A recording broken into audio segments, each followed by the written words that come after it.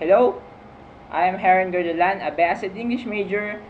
We are now discussing the Lesson 5, Structures of Coordination, with my partner, Yvonne Espino. Coordination comes from Latin word concilio unito, which means join together. In linguistic, coordination is syntactic structures that joins together two or more elements called conjoints or conjuncts. These conjoints are linked by coordinator or conjunction, which signals the coordination. The structures of coordination are classified as synthetic or polysynthetic. The structure is said to be synthetic if the elements are joined by coordinating conjunction. On the contrary, the structure is asynthetic when the coordinators are not necessarily present but could be inserted. Polysynthetic, on the other hand, is when the coordinator is recurring between each pair of units. Examples: she wakes up early, but she came late. Synthetic. She wakes up early, yet she came late. Asynthetic. She wakes up fast and early, and she arrived to school on time. Polysynthetic. Classification of conjunction. Conjunction are classified as coordinating, subordinating, correlative, and conjunctive adverbs. Let's start with coordinating conjunction. Coordinating conjunction include for, and, nor, but, or, yet, and so.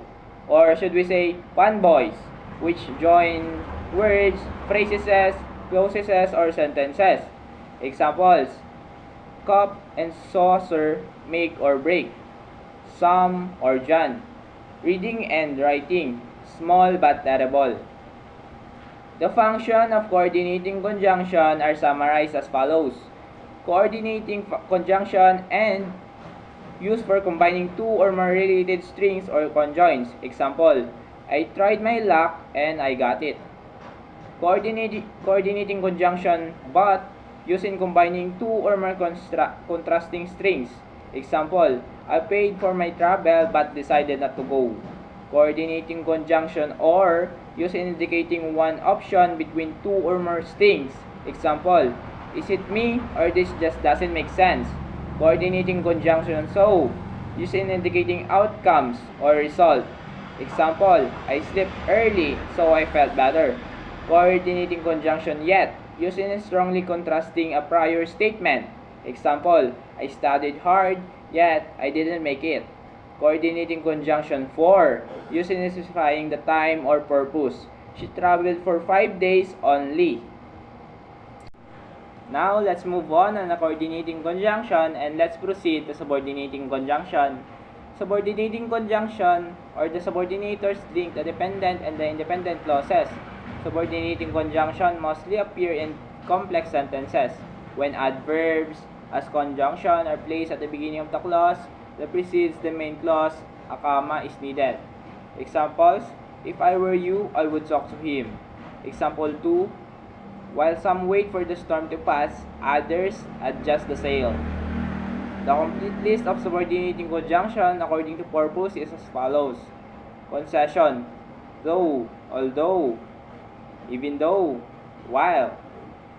Indicates time: after, by the time, till, as long as, now that, until, as soon as, once, before, since, whenever.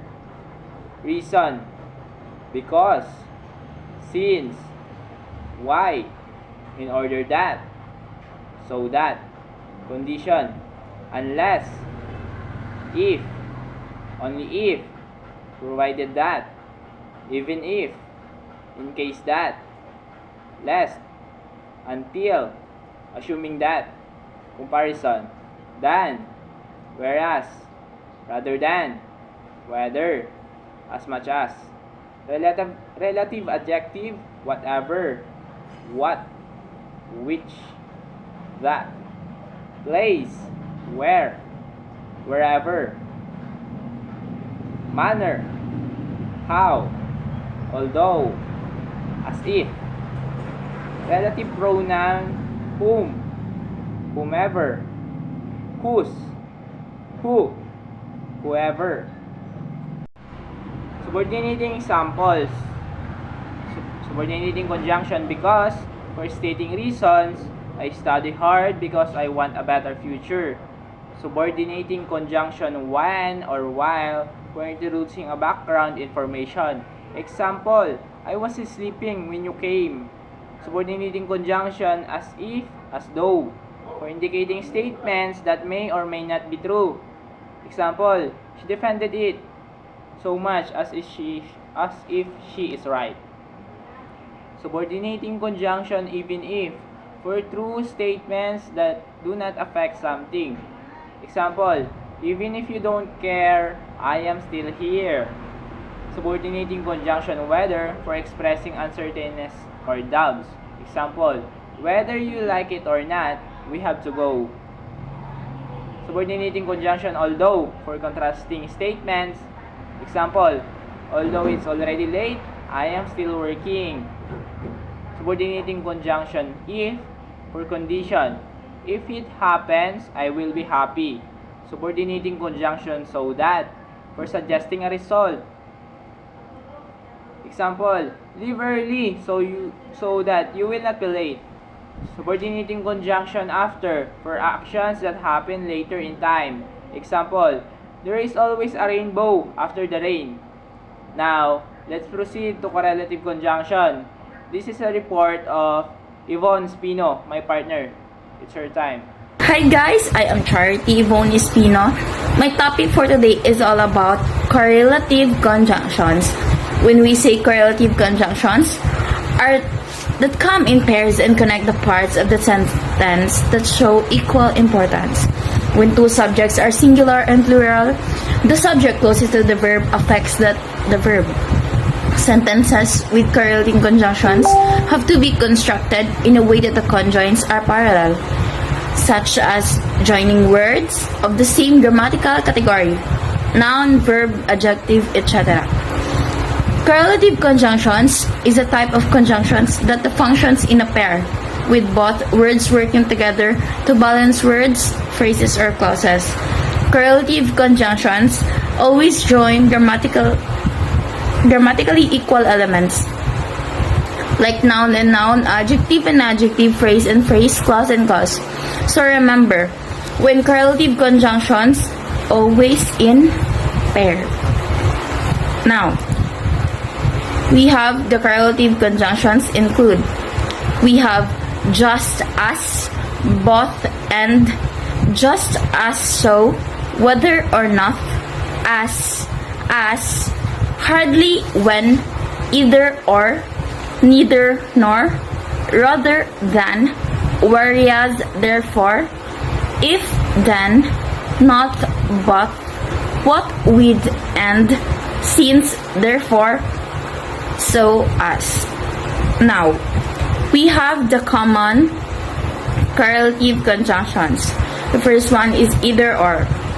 It's used to show that there is a choice between two alternatives. You have a choice, but you only choose one there. Example number 1.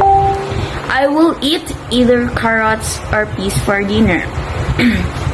Carrots is noun and peas is the same noun. So what are the two choices? So we have the carrots and peas.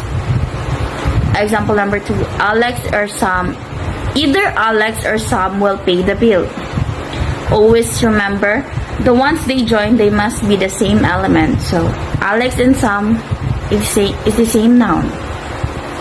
Number 3. Not only that it could bring harm, but also a huge disaster if I left unsolved.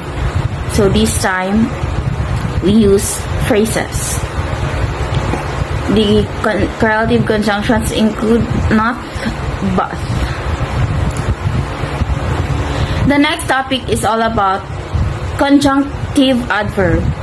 Are used as linking devices between elements or ideas. They denote the logical relationship between clauses and sentences. The functions of conjunctive adverbs are either connect and contrast idea or indicate results. Now, Conjunctive adverbs include connecting similar ideas, besides, likewise, also, furthermore, moreover, connecting, contrasting, nevertheless, still, instead, rather, however, nonetheless, conversely, otherwise. Indicate results. Consequently, meanwhile, therefore, thus, accordingly, hence, then. Remember, conjunctive adverbs are the adverbs that function as conjunctions or connectors. They link two independent clauses. When a conjunctive adverb is used to connect the two main ideas, a period or a semicolon is used. A comma usually follows the conjunctive adverb. Remember, when that independent clause has a complete meaning or idea, it has the subject and the verb. Example, independent clause. So it put there a semicolon, we put the conjunctive adverb, and then after that, we put a comma. And then here's the another independent clause. Example, I love to visit London, semicolon. However, it takes very long to get there. So I love to visit London. So here is the first independent clause. However, and this is our conjunctive adverb we used. It takes very long to get there, and then there's another independent clause. So that's all for today. Thank you.